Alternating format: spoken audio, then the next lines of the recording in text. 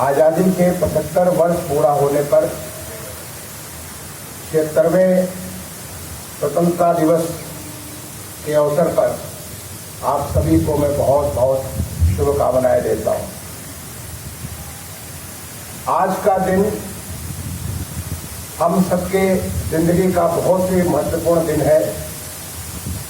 जिस दिन माननीय प्रधानमंत्री जी ने जो पिछले 75 सप्ताह पहले मार्च 2021 में दांडी यात्रा के साथ आजादी के अमृत महोत्सव की शुरुआत की थी, आज वो 75 सप्ताह पूरा हो रहा है। आज का दिन इसलिए भी बहुत ज्यादा महत्वपूर्ण है कि आज से जो माननीय प्रधानमंत्री जी ने एक संकल्पना की है कि अगले 25 साल यानी जब हम अपनी आजादी का 100वां वर्ष 2047 में मनाएंगे, ये अवधि हमारे देश का अमृत काल होगी, जिस अवधि में हमारा देश नई नई ऊंचाइयों को, नई नई उपलब्धियों को और दुनिया के शिखर पर अपने आप को स्थापित करने के लिए काम करेगा। ये हम सबका बड़ा सौभाग्य है कि हम सभी इस 75 वर्ष पूर्व होने वाले आजादी के स्वतंत्रता दिवस में साक्षी हैं।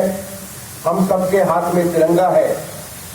जब हमारा पूरा देश पूरे उत्साह, पूरे उमंग के साथ हर घर में, हर गली मोहल्ले में, हर संस्थान में, हर कार्यालय में, हर बाजार में, यानी योग है तो भारत के कोने कोने में करोड़ों की संख्या में ये तिरंगा आज लहरा रहा है, जो आज आप सबके हाथ में। ये तिरंगा हमारे देश का आन बान और शान है। ये तिरंगा हमारे देश के उन तमाम सारे लोगों के बलिदान का प्रतीक है, जिन्होंने हंसते हंसते अपनी जिंदगी कुर्बान कर दी, अपना हर कुछ सर्वस्व न्यौछावर कर दिया इस देश के आजादी के लिए, जिससे आज हम आप सभी स्वाधीनता का सांस ले सके। आप सोच नहीं सकते कि आज से 72 साल पहले इसी लखनऊ में जो हमारा हजरतगंज है, वहां पे हम भारतीय नहीं जा सकते थे। इसी लखनऊ में वो तमाम सारी जगह थी जहां हम भारतीयों के लिए प्रतिबंधित थी, लेकिन आज हर भारतीय पूरे गर्व के साथ देश के कोने कोने में जा सकता है, सब कुछ कर सकता है जो वो करना चाहता है। अपनी क्षमता के मुताबिक अपने देश को जो कुछ भी दे सकता है, अपने परिवार को दे सकता है, वो दे सकता है। ये एक स्वाधीन देश की पहचान होती है। आज हम खुद अपने को चला रहे हैं एक लोकतांत्रिक व्यवस्था के माध्यम से, जिसकी जड़ें अगर देखें तो दुनिया में सबसे ज्यादा जड़ें अगर लोकतांत्रिक व्यवस्था की गहरी है तो हमारे देश में प्राचीन काल में आज से 2000-3000 साल पहले भी हमारे गणतंत्र हुआ करते थे, चाहे वो गांव में हो, कस्बे में हो या बड़े बड़े राज्यों में हो। स्वाधीनता के बाद हमारे तमाम सारे सैनिकों ने, तमाम सारे पुलिस के जवानों ने, सशस्त्र लोगों ने, हमारे सेनाओं ने देश की रक्षा करने के लिए अपनी जान कुर्बान की, जिन्हें तमाम किस्म के ओहदे जैसे परमवीर चक्र, वीर चक्र, शौर्य चक्र, ऐसे तमाम सारे ऐसे अलंकरण से देश सुसज्जित करता है। आज के दिन हम उन सबको भी अपनी विनम्र श्रद्धांजलि अर्पित करना चाहते हैं, क्योंकि उनकी इन कुर्बानियों से हमारा देश आज भी स्वतंत्र है और आगे भी स्वतंत्र रहेगा। देश केवल जमीन का कोई टुकड़ा नहीं होता है। वासुदेव शरण अग्रवाल ने कहा है, कोई देश वहां की धरती नहीं, वहां के जीव जंतु नहीं, वहां के पेड़, नदियां, झरने जो तमाम सारी चीजें वहाँ की खनिज व्यवस्था नहीं, बल्कि देश वहाँ के लोग हैं, वहाँ के लोगों की संस्कृति है, वहाँ के लोगों के मनोविचार हैं। देश उनके साथ जुड़ता है और ये समय है हम सबको ये महसूस करने का, हम एक भारतीय हैं। भारत के लिए, भारत की उन्नति के लिए हम जहाँ भी हों, जैसे बगीचे में अलग अलग फूल का अलग अलग महत्व है, कोई रंग से महत्व देता है, कोई अपने खुशबू से देता है, कोई अपने आकार प्रकार से देता है, कोई अपनी मात्र हरियाली से ही दे देता है।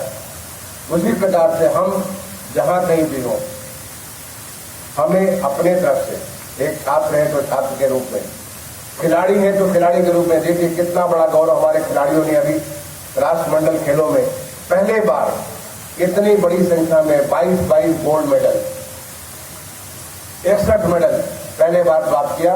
और वो एक स्वर्णिम युग आ गया जब हम सोच सकते हैं कि हम आने वाले समय में ओलंपिक में, एशियन गेम्स में भी हम बहुत अच्छा करेंगे।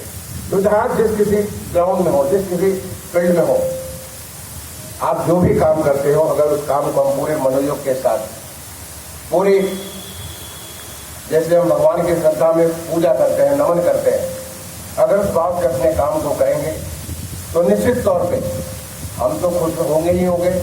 हम अपने आप को साबित भी कर सकेंगे और साथ ही साथ हमारे साथ हमारा गांव, हमारा कस्बा, हमारा नगर, हमारा देश, हमारा राज्य, सब कुछ आगे बढ़ेगा। और वो समय होगा जो मैं पिछले 8 सालों से देख रहा हूँ और मैं भी उसका एक हिस्सा रहा हूँ भारत सरकार में और अब राज्य सरकार में। जिस तेजी से हमारे देश में परिवर्तन हो रहे हैं, जिस तेजी से हमारे देश में कायाकल्प हो रहा है, वो दिन दूर नहीं जब हम दुनिया के सिरमौर होंगे। और वही हमारे देश की जो हमारी प्राचीन व्यवस्था थी, दुनिया के सारे देश इस देश को सोने की चिड़िया कहते थे। दुनिया के सारे देश इस देश में लोग आना चाहते थे। ये बीच का एक खंड काल था जब हम अपने आप को भूल गए, अपने जमीन से अपने रास्ता तोड़ दिए, पराधीन हो गए। लोगों को हम दूसरे हमें ज़्यादा अच्छा लगने लगे, हम अपने आप को अच्छा नहीं लगते थे। लेकिन अब समय है, अब हर भारतीय को गर्व करने की बात है कि हम भारतीय हैं, हम उस देश के नागरिक हैं जहां आने के लिए देवी देवता भी तरसते थे। हम उस देश के नागरिक हैं जो हर इंसान की इज्जत करता है, जो समानता समता मूलक व्यवस्था में विश्वास करता है, जो चाहता है कि हर कोई का न केवल आर्थिक, न केवल सामाजिक, बल्कि आध्यात्मिक भी उन्नति हो और वो उस आध्यात्मिकता के साथ प्रताप परमेश्वर के उन कामों को भी पूरी लगन के साथ, पूरी मेहनत के साथ, जिसकी हमारे ऋषियों ने, मुनियों ने, संतों ने जिसकी आधारशिला रखी थी, उसके हिसाब से वो काम कर सके। हम उस देश के नागरिक हैं जो पूरी दुनिया में पहले अलग लगाते थे, विश्व गुरु कहलाते थे। हम दोबारा एक भारतीय के रूप में अपने देश को उसी रूप में स्थापित करें। हम उस देश के नागरिक हैं जिसकी संस्कृति सनातन है और किसी देश में, मुझे दुनिया के तमाम सारे देशों में जाने का मौका मिला और कोई देश ये नहीं कह सकता है। लोग काउंट करते हैं कि 1000 साल पहले, 800 साल पहले, 1500 साल पहले उनकी सभ्यता शुरुआत हुई, लेकिन हमारी संस्कृति सनातन संस्कृति कब शुरू हुई मालूम नहीं है, कब तक चलेगी। जो शुरू ही नहीं हुई तो अंत कैसे होगी। इसलिए हमारी संस्कृति तो सनातन है, तो हमें इस बात का गर्व है कि हम उस सनातन संस्कृति के अंग हैं। हमें उस देश का गर्व है जिसका भाल हिमालय है, जिसके चरणों में समुद्र उसके चरण हर समय धोता रहता है।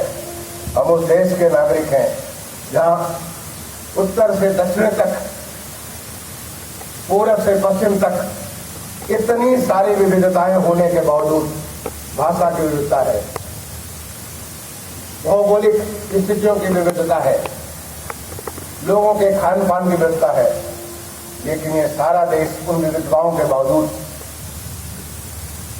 एक भारत और श्रेष्ठ भारत है, वो भारत जो सब जगह मिला करके एक ही उनको प्रयोग हुई बात, और वो बात है भारतीयता।